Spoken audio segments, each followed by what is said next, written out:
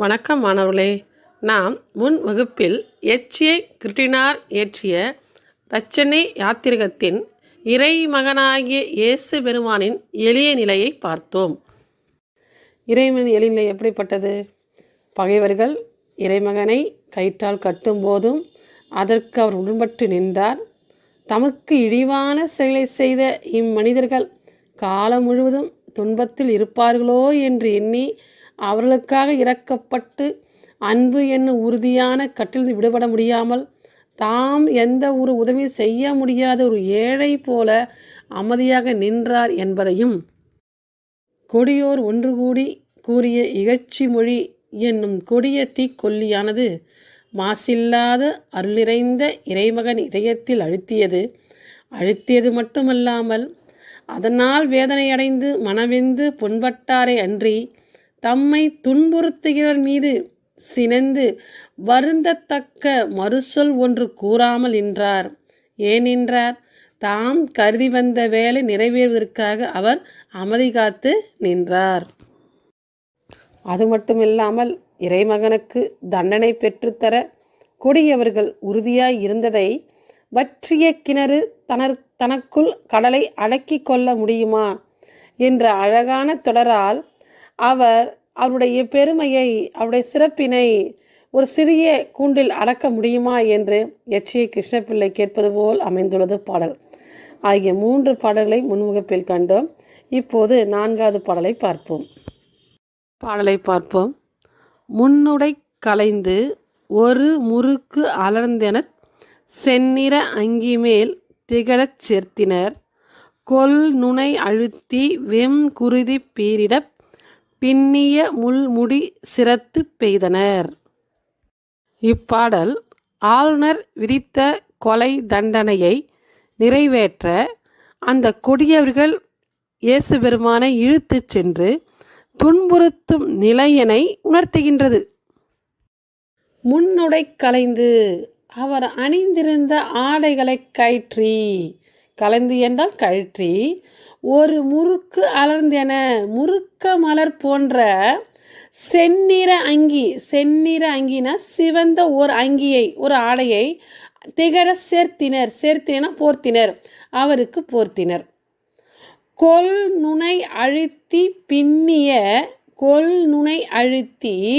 பின்னிய முள்முடி, துன்பம் தரும் கூர்மையான, கொல்னா தொல்லுகின்ற, துன்பம் தருகின்ற கூர்மையான முள் செடியினால் பின்னப்பட்ட ஒரு முள்முடியை, ஒரு கிரீடம் தலையில் அணிஞ்சிருப்பாங்க, அந்த கிரீடத்தை பின்னப்பட்ட முடி ஒன்றினை வெம் குருதி பீரிட, ரத்தம் பீரிட்டு தலையில் அந்த முள்ளானது குத்தி ரத்தம் பீரிட தலையிலிருந்து ஒழுகும் அளவிற்கு பின்னிய முள்முடி சிரத்து பெய்தனர். பீரிட்டு தலையில் ஒழுகும் அளவு, சிரம் என்றால் தலையில் ஒழுகும் அளவு வைத்து அதை அழுத்தினர். அந்த முள்ளால் செய்யப்பட்ட அந்த வளைவாக இருக்கும் கிரீடம், அதை தலையில் வச்சு அழுத்துறாங்க. அழுத்துகின்ற போது இருக்கின்ற முள்ளானது தலையில் குத்தி ரத்தம் பீரிட ஒழுகின்றது. அது ஒழுகின்ற அளவுக்கு அதை பிடித்து அழுத்துகின்றனர். இறைமகனாகிய இயேசு பெருமானுக்கு செய்த கொடிய செயலை கவனிங்கள். துன்பம் தரும் கூர்மையான முள் செடியினால் பின்னப்பட்ட ஒரு முடியை அவர் தலையில் வைத்து இரத்தம் பீரிட ஒழுகும் அளவுக்கு அழுத்தினர். அதால் முள்முடி சுட்டப்பட்ட அவர் தலையின் மேல் வன்மையாக அடித்து வேதனை செய்தனர். அவருக்கு அவ்வளவு கொடுமைகளை செய்தனர் அந்த கொடியவர்கள். அடுத்த பாடல். கைதுறும் கோலினை கவர்ந்து கண்டகர் வெய்துற தலைமிசை அடித்து வேதனை செய்தனர்.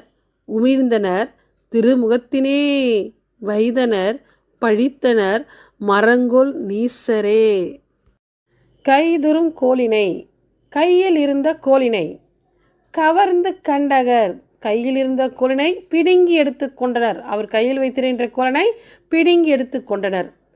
வெய்துறு தலைமிசை அடித்து வேதனை, தலை மீது அடித்து என்ன பண்ணுறா வேதனை செய்தனர்.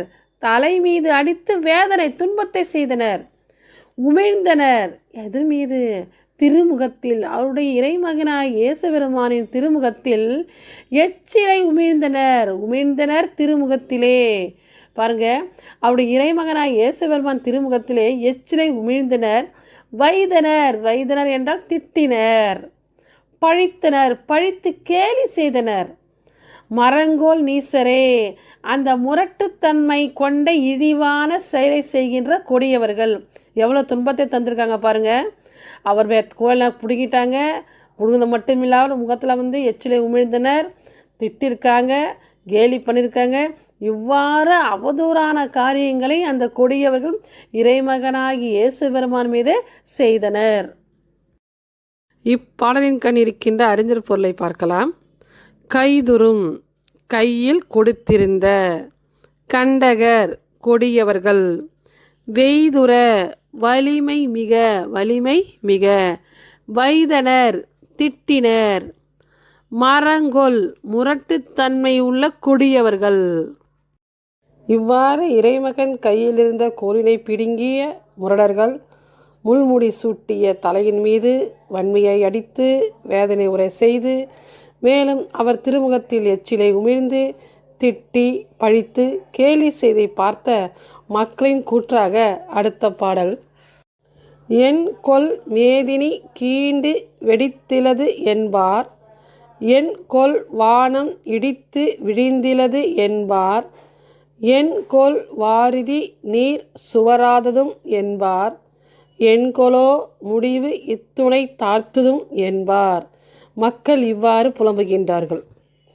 என்கொல் மேதினி, இத்தனை கொடுமைகளுக்கு பிறகும் இவ்வுலகம் கீண்டு வெடித்திலது என்பார், பிளந்து வெடிக்கவில்லையே என்றனர்.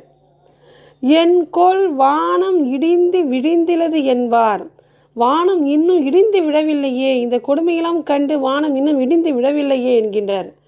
என்கோல் வாரிதி, என்கோல் வாரிதி என்றால் கடல்.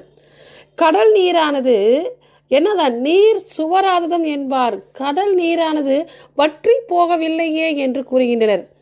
இறைமகனுக்கு இவ்வளவு கொடுமையை சேர்த்த பிறகும் இந்த கடல் நீரானது ஏன் வற்றவில்லை என்று கூறுகின்றனர் சிலர். என் கொலோ முடிவு இத்துணை தாழ்த்ததும் என்பார், இத்தனை கொடுமைகளுக்கும் இன்னும் அழியாமல் இத்துணை தாழ்த்தும் இந்த உலகம் தாமதிப்பது ஏனோ என்றனர். இவ்வளவு பெரிய கொடுமையை செய்து கொண்டு இருக்கின்ற போதை பார்த்து கொண்டு உலகம் இன்னும் இருக்கின்றதே, இந்த உலகம் இன்னும் அழியவில்லை என்று அங்கு கூடியிருந்த மக்கள் புலம்புவதாக அமைந்துள்ளது இப்பாடல். இத்தனை கொடுமைகளுக்கு பிறகும் இவ்வுலகம் பிளந்து விடிக்கவில்லையே, வானம் இடிந்து விழவில்லையே, கடல் நீர் வற்றி போகவில்லையே, இது என்ன, இந்த உலகம் இன்னும் அழியாமல் தாமதிப்பது ஏனோ என்ற கிருட்டினாரின் கற்பனை கம்பரை நமக்கு நினைவூட்டுகிறது. அடுத்த பாடல். பொல்லாத யூதர்களும் போர் சேவகர் குழுவும் வல்லானை எள்ளி புறக்கணித்து வாய் மதமாய் சொல்லாத நிந்தை மொழி சொல்லித்து துணிந்து இயற்றும் பொல்லாங்கை எல்லாம் நம் ஈசன் பொறுத்திருந்தார். அதாவது பொல்லாத யூதர்களும், அடுத்து போர் சேவகர்னா போர் வீரர் குழுவும் கூட்டமும், போர் வீரர் கூட்டமும் வல்லானை யாரிங்கு வலிமை வாய்ந்தவனாகிய இறைமகனாகிய இயேசு பெருமானை எள்ளி புறக்கணித்து, எள்ளி என்றால் இகழ்ந்து, புறக்கணித்து வாய் மதமாய், வாயில் வந்தபடி, வாயில் என்னென்ன வருகின்றதோ அந்த வார்த்தைகளை இகழ்ச்சியான சொற்களை வாய் மதமாய் சொல்லாத நிந்தை மொழி, சொல்லத்தக்காத, சொல்ல முடியாத, சொல்லத்தகாத பழி சொல்லை சொல்லி துணிந்து இயற்றும், துணிந்து செய்யும் பொல்லாங்கை என்றால் தீமை, பொல்லாங்கைனா தீமைகளில் எல்லாம் நாம் ஈசன் பொறுத்திருந்தார். இந்த தீமைகள் எல்லாம் நம் இறைமகனாகிய இயேசு பெருமான் பொறுத்து கொண்டிருந்தார் என்று பொல்லாங்கு செய்கின்றவர்களின் பொறுத்து கொண்டிருக்கின்ற செயல்பாட்டினை இப்பாடல் காணப்படுகின்றது. அதாவது தீமை செய்தவனுக்கு நன்மை செய், பொறுமையை நிதானமாக என்னது கடைபிடித்தல். பொல்லாங்கை எல்லாம் தன் ஈசன் பொறுத்திருந்தார். அவர் செய்த தீமைகளெல்லாம், அதாவது போர் வீரர்களும் பொல்லாத யூதர்களும் செய்கின்ற தீமைகளெல்லாம் இறைமகன் பொறுத்து கொண்டிருந்தார் என்று இப்பாடலின் கண் எச்சரிக்கையினால் நமக்கு தெளிவுறுத்துகின்றார். இப்பாடத்தின் வழியே இறைமகனாகிய இயேசுபிரானுக்கு கொடியவர்கள் செய்த தீய செயல்களையும் அவரை இழுத்துச் சென்ற விதத்தையும் கொடியவர்கள் கூறிய இகழ்ச்சி மொழிகளையும் அதனை கண்டு மக்கள் புலம்புகின்ற தன்மையினையும் கண்டோம். இதன் கண் அமைந்த வினாக்களை பார்ப்போம். இரட்சணை யாத்திரிகம் ஒரு பெரும் உருவக காப்பியம்.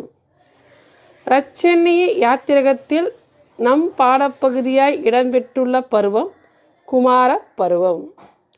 கிறிஸ்துவ கம்பர் என்று போற்றப்படுபவர் எச்.ஏ. கிருட்டினார். இரட்சணிய யாத்திரிகம் என்னும் காப்பியம் எத்தனை பருவங்களை கொண்டது?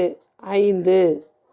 இரட்சணிய யாத்திரிகம் எத்தனை பாடல்களை கொண்டது?